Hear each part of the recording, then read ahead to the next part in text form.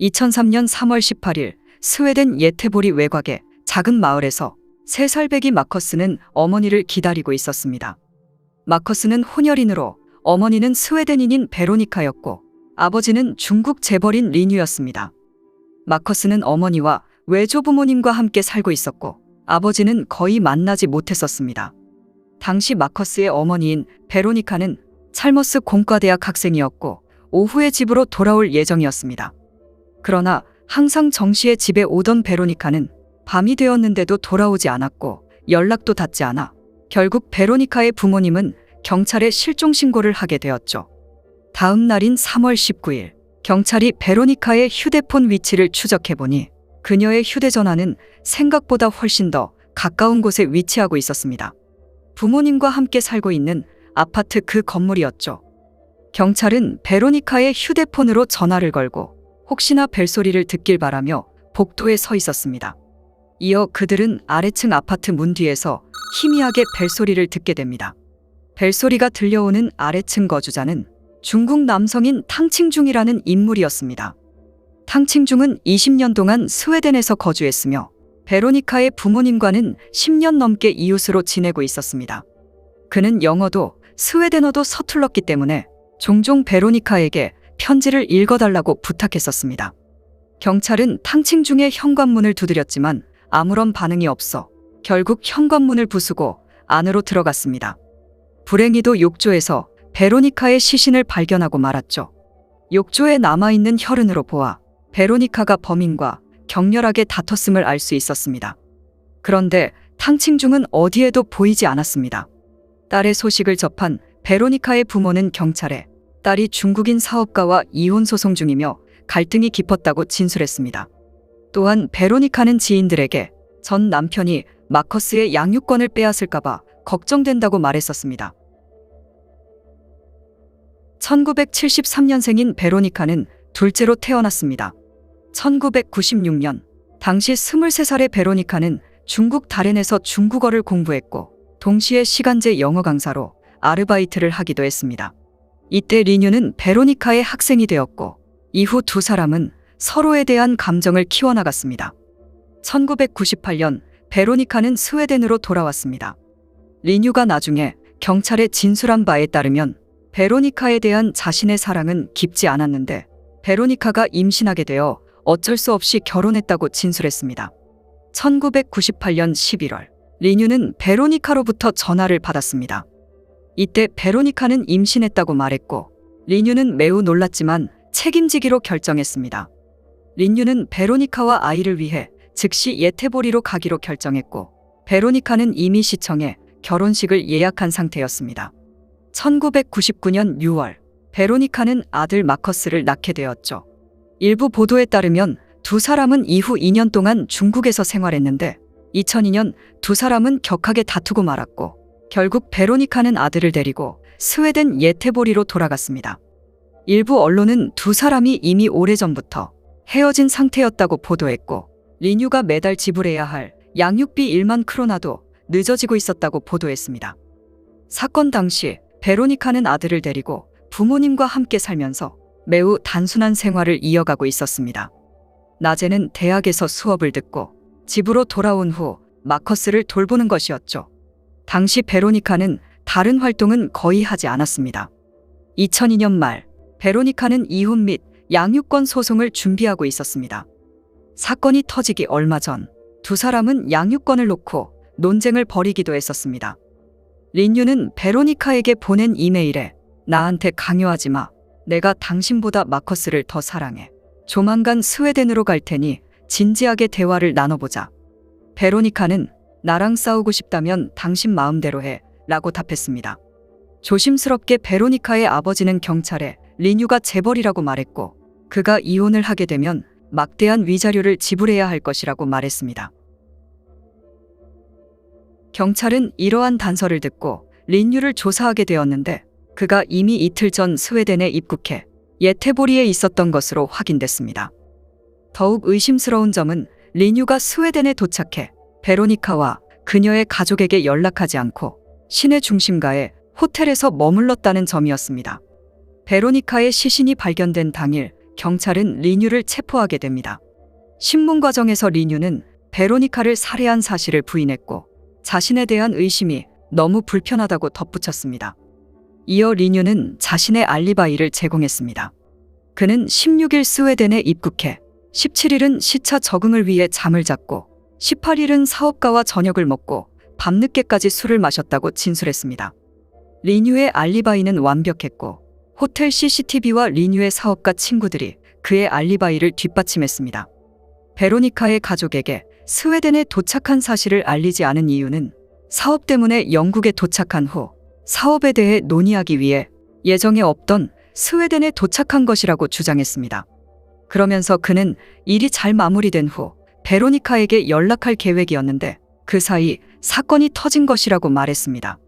그러나 경찰은 그가 중국에서 스웨덴으로 직행한 사실을 알고 있었죠. 이후 경찰은 한 달간 리뉴를 조사했지만 직접적인 증거는 발견되지 않았고 결국 그는 증거불충분으로 풀려나고 말았습니다. 2003년 4월 25일 리뉴는 풀려나자마자 즉시 중국으로 향했습니다. 경찰은 오랫동안 탕칭중을 찾지 못했고 그는 베로니카의 사건 이후 회사에도 출근하지 않은 상태였습니다. 경찰이 탕칭중의 휴대폰 신호를 추적한 결과 그의 휴대폰 신호는 스웨덴 북부에서 빠르게 움직이고 있었습니다. 경찰은 탕칭중이 베로니카를 살해하고 도주 중일 것이라고 의심했죠. 마침내 경찰은 휴대폰 위치를 따라 탕칭중의 휴대폰을 발견했는데 그의 휴대폰은 기차역 쓰레기통에 버려진 상태였습니다. 리뉴가 스웨덴을 떠난 지 5일 후인 4월 30일 범행이 발생한 아파트 주민들이 이상한 냄새가 난다며 경찰에 신고하게 됩니다. 경찰은 베로니카의 아파트를 수색하게 되었는데 뒤뜰 한 구석에서 잔디가 파헤쳐진 것을 발견하게 되었죠. 불행히도 탕칭중은 도주한 것이 아니라 이미 살해당해 그곳에 묻혀 있던 것이었습니다. 부검 결과 탕칭중은 베로니카보다 하루 앞선 3월 17일에 살해된 것으로 밝혀졌습니다. 따라서 이제 탕칭중은 용의자 목록에서 완전히 배제되었고 경찰은 다시 한번 리뉴를 의심하게 됩니다. 이때 경찰은 리뉴가 청부업자를 고용한 것으로 추측했죠. 경찰이 살해 현장을 면밀히 조사한 결과 세 사람의 DNA가 발견되었는데 그들은 베로니카와 탕칭중 그리고 낯선 동양인 남성의 DNA였습니다. 그 남성의 DNA는 리뉴가 묵었던 호텔에서도 발견되었죠. 이후 경찰은 낯선 DNA가 37세의 중국인 남성인 장젠송이라는 것을 확인했습니다. 경찰이 어떻게 장젠송의 신원을 알아냈는지는 알려지지 않았지만 중국 쪽에서 협조한 것으로 추측됩니다. 따라서 경찰은 리뉴가 장젠송에게 청부한 것으로 판단하게 되었죠. 정황상 장젠송은 리뉴의 지시에 따라 우선 탕칭중을 살해하고 뒤뜰에 묻었을 것입니다. 다음 날 장젠송은 베로니카가 학교에서 돌아오자 그녀를 속여 탕칭중 집으로 유인했거나 혹은 강제로 데려가 살해한 것으로 판단했습니다. 전반적인 상황으로 볼 때 탕칭중을 우선 살해한 다음 그를 베로니카의 범인으로 몰려고 한 것으로 보았습니다. 만약 탕칭중이 발견되지 않았다면 완전 범죄가 되었을 것입니다. 2005년 6월 7일 스웨덴 경찰은 리뉴를 수배하고 추격전을 시작하게 됩니다. 사건 발생 9년 후인 2012년 중국에 있던 리뉴는 두 번째 결혼을 했고 그의 아내는 베로니카 사건 당시 리뉴의 개인 비서로 일하고 있던 릴린이라는 여성이었습니다. 이전에 릴린은 리뉴의 일상생활과 여행을 담당했으며 스웨덴을 오가는 비행기 티켓도 그녀가 예약했었습니다. 리뉴와 릴린은 태국 코사무이의 해변 저택으로 휴가를 떠났습니다. 이 저택은 리뉴가 2008년에 구입한 저택이고 포시즌스 호텔 측에서 서비스하고 있었습니다. 2013년 1월 18일 아침 리뉴는 아침에 일어나 보니 아내인 릴린이 수영장에 빠져 이미 익사한 상태였다고 주장했습니다. 그는 즉시 직원에게 이 사실을 알렸고 직원이 리뉴를 대신해 경찰에 신고했습니다. 경찰이 도착했을 때 리뉴는 아내의 시신을 안고 오열하고 있었습니다. 사후경직으로 보아 릴린이 사망한 지는 최소 8시간에서 10시간 전으로 추정했습니다. 릴린은 평소 부모님과 매일 연락을 주고받았지만 그러나 릴린의 부모님은 18일부터 딸과 사위와 연락이 두절되었고 1월 20일 늦은 밤이 되어서야 리뉴는 장인어른과 장모님에게 릴린의 소식을 알렸습니다. 릴린의 부검 결과 목에는 멍이 든 자국이 남아 있었고, 따라서 부검인은 릴린이 교살로 살해된 것으로 판단했습니다. 또한 리뉴는 신문 과정 중 긴장한 모습을 보였고, 그의 몸에는 여러 개의 긁힌 자국이 남아 있었습니다. 태국 경찰은 리뉴가 릴린의 목을 눌렀을 때 릴린이 필사적으로 저항해 그래서 리뉴의 몸에 긁힌 자국이 남아있던 것으로 판단했습니다. 따라서 경찰은 릴린을 살해한 혐의로 리뉴를 체포하게 됩니다. 그러나 리뉴는 보석으로 풀려났고 보석 기간 중에는 출국할 수 없지만 알 수 없는 이유로 그는 중국으로 돌아갔습니다. 이후 태국 측은 아무런 조치도 취하지 않았고 결국 2017년 3월 6일 릴린의 부모님은 태국으로 향해 딸의 사건을 신속히 처리해달라고 요청했습니다. 법무부 관계자는 수사를 약속했지만 그러나 이후 아무 일도 일어나지 않았습니다. 수년 동안 베로니카의 부모님, 릴린의 가족, 탕칭 중의 형제들은 사건의 진행 상황에 대해 서로 소통하고 있었습니다. 리뉴는 인터폴의 수배가 떨어졌지만 중국과 스웨덴은 범죄인 인도 조약을 맺지 않았기 때문에 그는 수년간 중국에서 자유롭게 활동했고 언론에도 계속 등장하고 있었습니다. 린유는 2번이나 도망쳐 가볍게 생각했는지 2014년 11월 그는 여권을 갖고 영국으로 향했습니다. 그는 인터폴의 수배 중이었기 때문에 다행히 영국에서 체포되었습니다. 영국과 스웨덴은 범죄인 인도 조약을 맺고 있어 그는 스웨덴 예테보리로 이송되었습니다. 2015년 10월 스웨덴 경찰은 중국 경찰에 용의자 장젠송의 행방을 문의했고 중국 측은 그의 생활 흔적이 전혀 발견되지 않는다며 이미 실종된 지 몇 년이 지났다고 알렸습니다. 일부 네티즌들은 리뉴가 장젠송의 입을 막기 위해 이미 살해했을 것이라는 추측을 내놓기도 했습니다. 2016년 1월 리뉴는 살해를 사주한 혐의로 기소되었습니다. 리뉴는 법정에서 장젠송을 전혀 모르며 사주한 사실도 당연히 부인했습니다. 그러나 배심원단은 리뉴가 장젠송에게 사주한 것으로 판단해 유죄를 선고했고 리뉴는 종신형을 선고받았습니다. 베로니카의 부모님은 유일한 손자인 마커스를 리뉴가 데려갈 것이 걱정돼 아무도 모르는 곳으로 이사해야 했었습니다. 따라서 법원은 리뉴에게 지난 13년의 양육비 66만 크로나를 지급하라고 명령했습니다. 이후 리뉴는 최고의 변호사 3명을 고용해 허점을 찾아낸 뒤 항소심에서 판결을 뒤집으려 노력했습니다. 항소심에서 리뉴의 변호사는 이 사건은 중국인에 대한 인종차별이라면서 공정하지 않으며 편파적인 판결이었다고 주장했습니다. 또한 리뉴가 사주했다는 직접적인 증거도 발견되지 않았죠.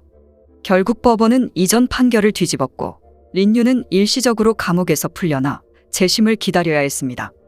하지만 이 기간 동안 리뉴는 2017년 다시 중국으로 도주하고 말았습니다. 중국으로 돌아온 리뉴는 아무 일 없었다는 듯 바이오 회사를 설립하여 회사가 개발한 제품을 설명하기도 했습니다. 마커스는 7살 때까지 어머니가 교통사고로 인해 돌아가신 걸로 알고 있었습니다. 하지만 우연히 아버지가 어머니를 살해했다는 기사를 보게 되었죠. 2021년 스웨덴은 베로니카와 중국의 백만장자라는 6부작 다큐멘터리를 출시하게 됩니다. 다큐멘터리가 공개됐을 때 마커스는 22살이었고 그는 2003년 이후 아버지를 만난 적이 없었습니다. 마커스는 카메라 앞에서 아버지에게 보내는 편지를 읽었습니다. 저는 지금까지 살아오면서 긍정적이던 부정적이던 어머니의 사건에 대해 수많은 말들을 들었습니다. 저는 아버지와 어머니 사이에 실제로 무슨 일이 있었는지 진실을 알고 싶을 뿐입니다. 2003년 이후 21년이 지났고 많은 사람들은 리뉴가 중국에서 벗어나지 않는 한 두 사건 모두 묻힐 것이라고 믿었습니다. 뜻밖에도 2024년 9월 15일 스웨덴 언론은 리뉴가 중국에서 체포되었다고 보도했습니다. 피해자 가족들은 중국 경찰로부터 수사 관련 정보를 묻는 이메일을 받았고 스웨덴 검찰도 리뉴가 체포된 사실을 확인했습니다. 전문가들은 리뉴가 스웨덴으로 송환될 가능성이 낮고 중국에서 재판받을 가능성이 높을 것으로 판단했습니다. 리뉴가 중국에서 유죄를 선고받게 된다면 최소 종신형에서 사형을 선고받을 가능성이 매우 높습니다. 그러나 반대로 그는 무죄를 선고받을 수도 있습니다. 부디 중국 사법부가 현명한 판결을 내려주길 바랍니다.